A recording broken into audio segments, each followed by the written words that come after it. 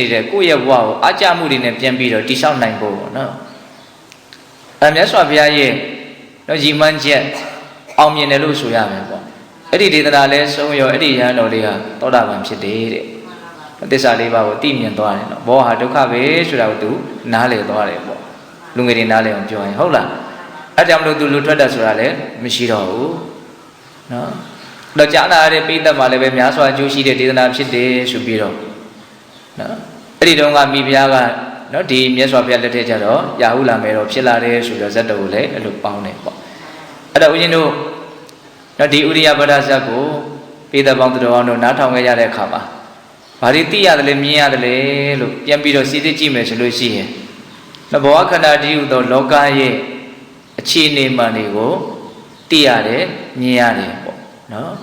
အဲ့တော့ဒီအခြေအနေမှန်တွေကတူရာစုပြီးတော့ပြောမယ်ဆိုလို့ရှိရင်အနိစ္စနဲ့ဒုက္ခပါပဲနော်မတည်မြဲတဲ့သဘောဖြစ်တယ်မကောင်းမွန်တဲ့သဘောဖြစ်တယ်ဆိုတာလေးကိုထင်ရှားအောင်ပြောတာပေါ့ဒီထဲမှာဦးဇင်းတို့အစစ်ကလေးပါလာတာကဘာပါလာတော့နတ်ပြည်ရောက်ကြောင်းတရားဆိုတာလေးပါလာတယ်နော်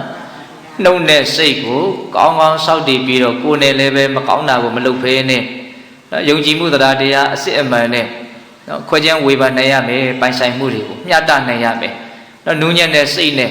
တော်ကောင်းတွေပြောဆိုတဲ့စကားကိုလည်းနားလည်မှုရှိရမယ်လောကကြီးရဲ့ပုံမှာ